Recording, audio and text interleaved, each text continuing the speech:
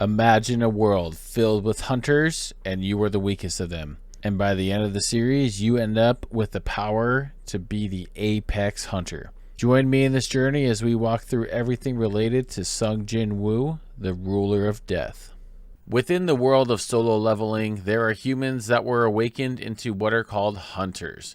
The hunters range from E class to S class ranked. Then after S, there are hunters that reach the level of national. Jinwoo would originally awaken as an E ranked hunter and would be known as the weakest hunter ever. Then to add, once you are awakened, there is no way to increase your level of power. Well, Jinwoo would go through a double dungeon, which are exceptionally rare compared to a normal dungeon, and Jinwoo would reawaken with the ability to continue gaining power like a video game. Now, Jinwoo would be tasked with daily quests that would raise his different stats. This included agility, perception, intelligence, vitality, and strength. At the beginning, Jinwoo would focus pretty heavily into strength, which would allow this hunter to send monsters through chain link fences, and trust me, this is just the beginning. With every level up that is achieved, the system provides 1 point to every single one of the 5 stats I noted before. Then for completing a daily task, 3 points are allowed to be distributed, where Jinwoo, also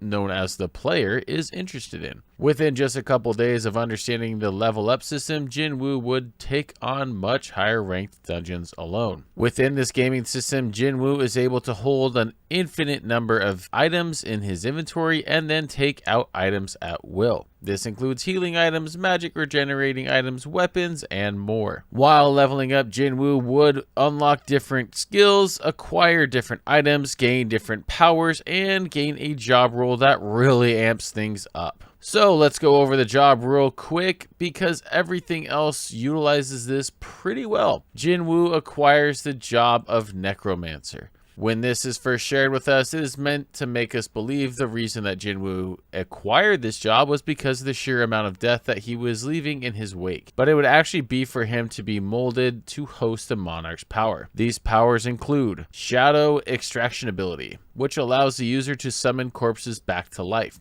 With this ability, Jinwoo uses the command Arise to extract mana from lifeless corpses to create a shadow soldier. There is a possibility that Jinwoo is unable to extract someone, and he is allowed 3 different chances for this to succeed. The possibility of a failed extraction increases in proportion to the target's stats and how long it has been since their death. There is also no mana cost to this. Jinwoo could create hundreds of different shadows that he has acquired, and they don't cost him any mana. In time, this limit would multiply. The only time this ability costs mana is when the shadows are destroyed. Then, after acquiring a shadow soldier, when they come back, they are weaker than the original being, but Jinwoo is able to level them up as well. This is where over time Jinwoo starts to realize just how overpowered he can be, where he starts to utilize his shadow army to not only level himself up, but also the shadow soldiers as well. Another ability is shadow preservation. This allows shadow soldiers to be absorbed and preserved by the summoner. Then the shadow soldiers can be summoned at any time or be reabsorbed for later use, with also no cost to his mana, and Jinwoo eventually is able to maintain 100,000 shadow soldiers preserved. Then the shadow soldiers level up significantly with the intelligence stat, which Jinwoo starts to focus on heavily after acquiring his job title. There is also shadow exchange, which allows Jinwoo to select a shadow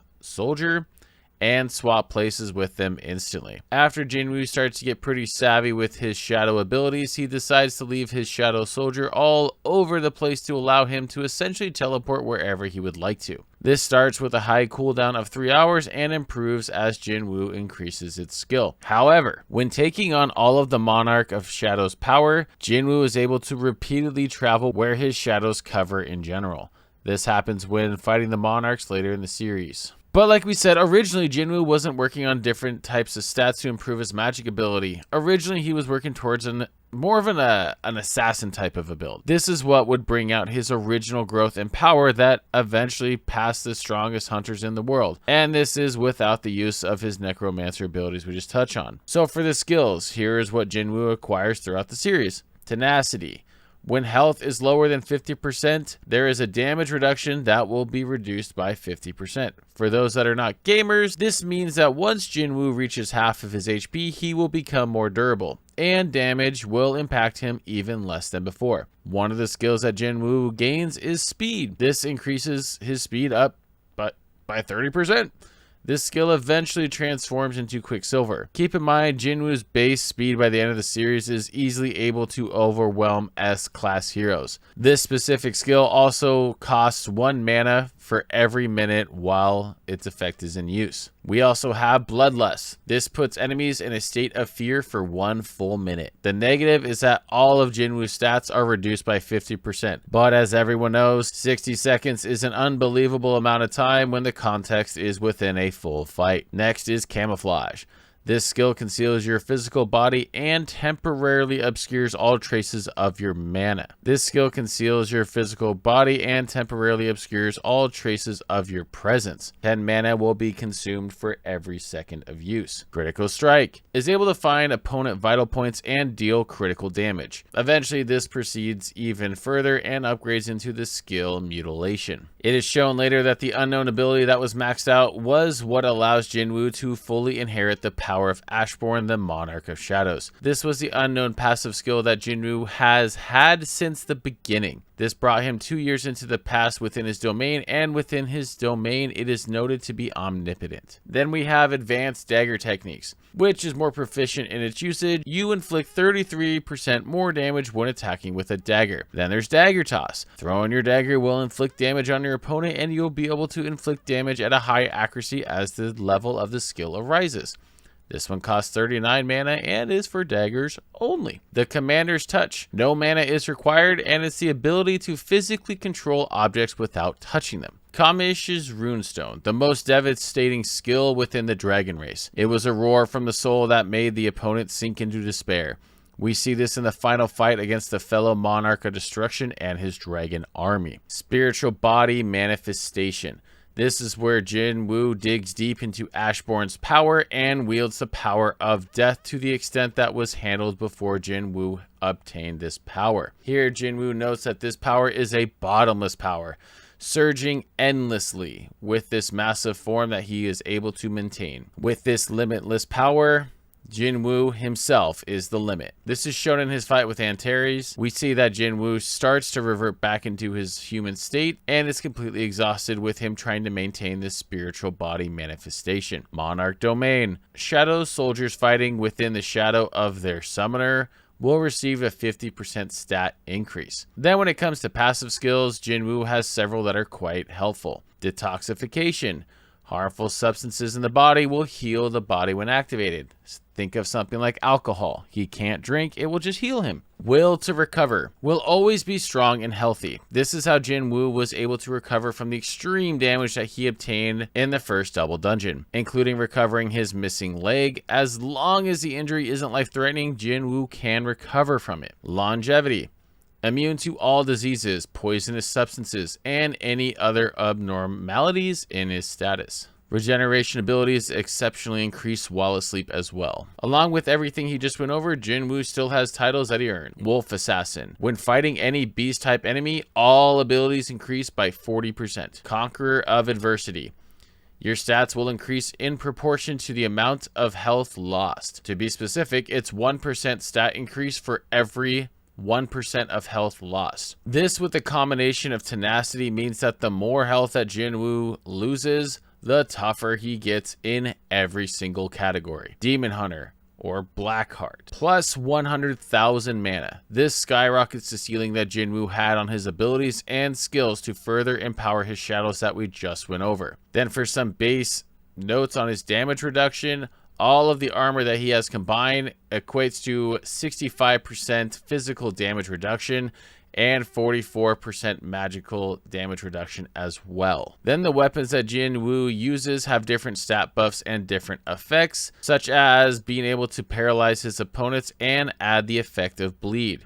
which will make his enemy lose 1% of their HP every second. But if there is not enough of a delta in the power of Jinwoo and his opponent, the effect doesn't last long. But let's get into some of the feats that we got. All these numbers, what do these even mean?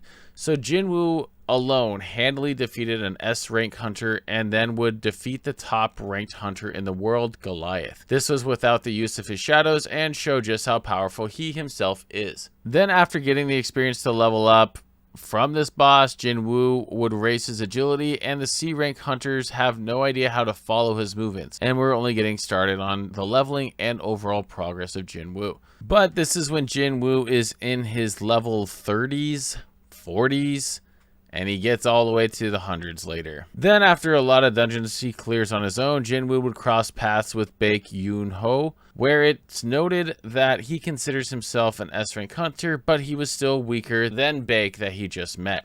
At this point, Jinwoo did a ton of work, and his strength was in the 140 range, his agility at 120, and the others following. And this was when he was at level 61. He was already an S rank hunter level. Jinwoo would then go through a quest that takes him through floors and floors of enemies that are demons. Eventually, he finds himself against the lower floor boss known as the ruler of the lower floors, Vulcan. The next time these two S ranked hunters would cross paths, Jinwoo is noted by that hunter that he wouldn't stand a chance against Jinwoo, which confirmed to him Jinwoo's ability to keep increasing in power. It's also noted that if two S ranks battle each other, the geography of the land changes and everything within proximity gets destroyed. This could be at the city level all the way to continental if you want to maximize this statement. Regardless, let's note into what are some of the differences on each of the gates with the hunters and their ranks. So a B rank gate needs at least 3 A rank hunters. An A rank gate needs 1 or more S rank hunters or 10 A rank hunters. An S rank gate would put the entire country in an emergency state. Then there is a dungeon that is an A rank dungeon that requires Jinwoo to blow his cover and save everyone. The twist in this dungeon is that there are a lot of high ranking orcs, which is what makes this dungeon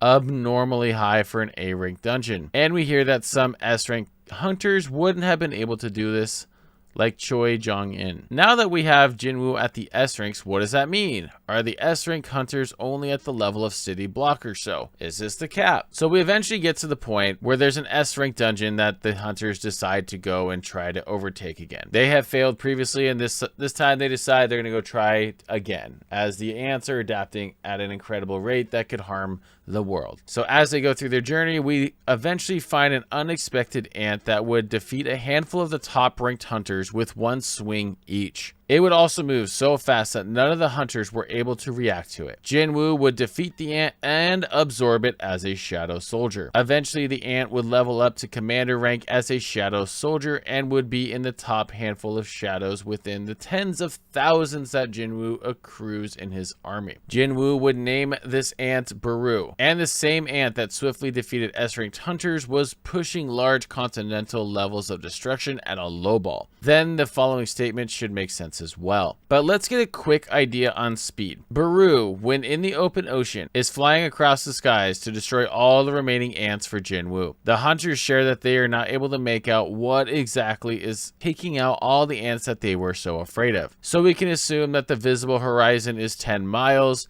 and being able to pass across this once in a second would be 36,000 miles per hour. But we know that Baru is slicing through 8,600 ants all over the sky, which adds another level of complexion to his speed. If we were to assume that Baru clears out these 8,600 ants in the air within, let's say, a minute, it's much faster than that, but let's say it's a minute, and is constantly changing trajectory in the air to move from one ant to another, while still not being visible to the hunters on the ship, this means that Baru is traveling at 1,429 miles per second, or 5.1 million miles per hour, which is noted at massively hypersonic speeds.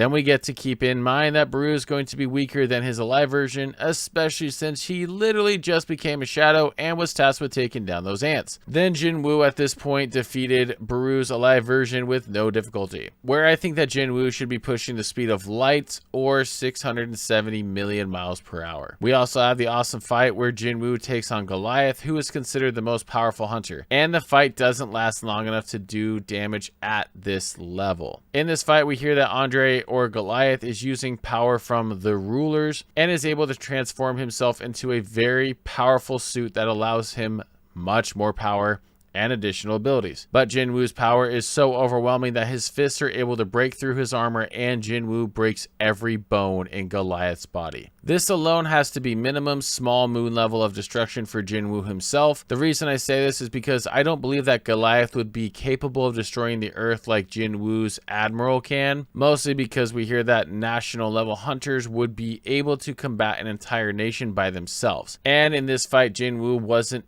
ever being pushed by Goliath at all. Then, after Jinwoo gains all the power of Ashbourne, he inherits Ashbourne's shadow army that was awaiting Jinwoo, and Ashbourne's admiral is noted to be able to destroy the earth in one blow. This is stated by Jinwoo himself, though, keep in mind, so it's going to be factual, and should be looked at as a low ball for the admiral, considering he fights Baru and he's not trying to kill him, and is absolutely Jinwoo's strongest shadow soldier. Jinwoo would also fight against 3 monarchs, and after he gathered all the powers from the previous monarch, he defeats the monarchs that challenge him. And monarchs are considered astral beings, which is to say that each of these beings are beyond the physical plane of reality. All of this is to say that these beings at the weakest levels are pushing universal levels of power and are considered 4th dimensional beings. And Jinwoo defeated 3 of them. Then when fighting Antares, the Dragon King and fellow monarch of destruction, Jinwoo and Antares' power would rip a hole in the world